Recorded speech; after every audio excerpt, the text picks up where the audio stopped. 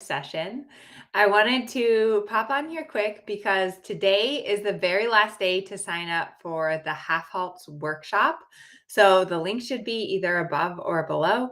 You'll get 35% off when you sign up today.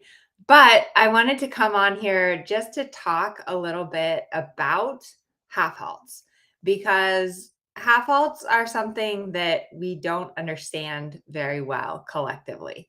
A lot of times you hear your trainer saying half halt, half halt, half halt, and you really have no idea what they mean or what you should do in order to execute a correct half halt. So, what is the purpose of a half halt? Why is your trainer telling you to ride a half halt? What cues, what age should you actually be doing in order to get a result from a half halt? All of those things can be a bit mysterious. And it can be frustrating when you're in a lesson and your trainer is just telling you over and over again, like, ride a half halt, ride a half halt, ride a half halt.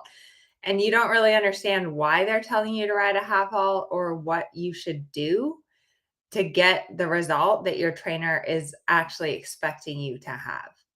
One of the reason half halts are so important is that they really are about communication with your horse. They're about getting your horse's attention and balance. So, I wanted to show you a couple of slides from the workshop. Like I said, today's the very last day to sign up for the half halt workshop. Get 35% off.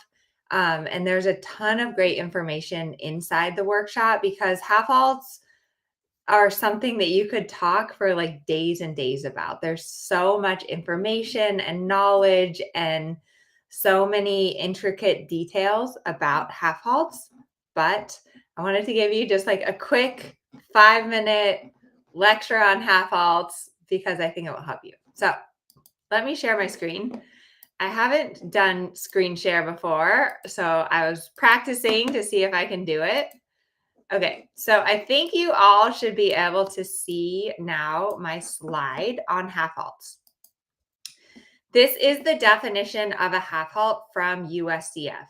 So the half halt is the hardly visible, almost simultaneous coordinated action of the seat, the legs, and the hand of the rider with the object of increasing the attention and balance of the horse before the execution of several movements or transitions between gaits and paces. There you go.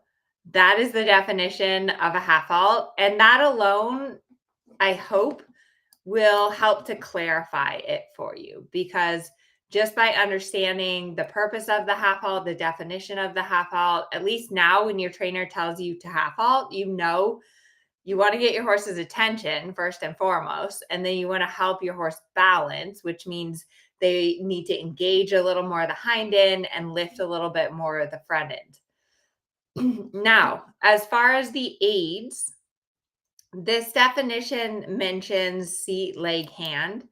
When I ride a half halt, these are the aids that I use to ride a half halt with all my horses. So it's always leg, seat, rein. The reason that this is important is because half halts are really about energizing your horse. So you have to create the energy from your leg first. If you just go right away to your reins, then you're going to take the energy out of the horse. So you always want to start a half halt by energizing with your leg. Once you get energy from your leg, then your seat has to absorb and channel that energy, and then your reins balance the energy. How much of each depends on the horse. So, for example, if you have a lazier horse, your half halts are going to have a lot of leg because you want to increase the energy with a lazy horse. With a hotter horse, you're going to use more seat and reins. And so that's the tricky part about half halts is they really require feel and figuring out what your horse needs at that particular situation. Okay, we have a question. Is this the same as the All About Half Halt workshop on Teachable? Yes. So if you're in strides, don't get the half halt workshop. This is mostly for people that aren't in strides or maybe want to join strides. But The half halt workshop, it includes 2 detailed lectures, kind of like this mini lecture that I'm giving you right now. It includes about 11 exercises, specific exercises that you can do to work on making your half halts more effective. Because the thing with a half halt is you need it to work. When you give a half halt, you need it to work. You need to be able to get your horse's attention. You need to be able to rebalance your horse. But you don't want to be half halting all the time, because if you're half halting all the time, your horse is just going to ignore you. If every single stride you're going leg, seat, hand, leg, seat, hand, leg, seat, hand, your horse is just going to completely ignore that. So it's important that your half halts are effective. Yes, thank you. Strides is amazing. We have a comment in the chat about strides. Okay. So here is another important definition about half halts. The forward driving aids should always be dominant in the half halt, as it cannot work without them.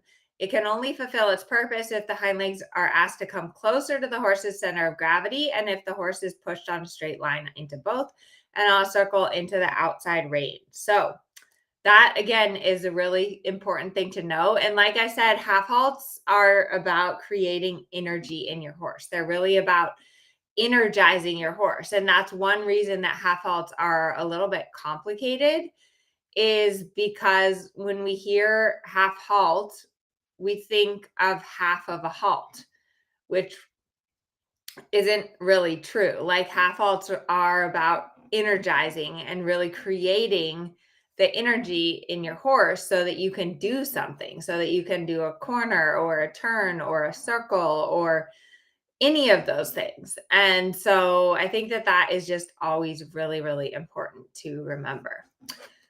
Okay, let me show you one more slide here. Let me pick which slide I want to show you.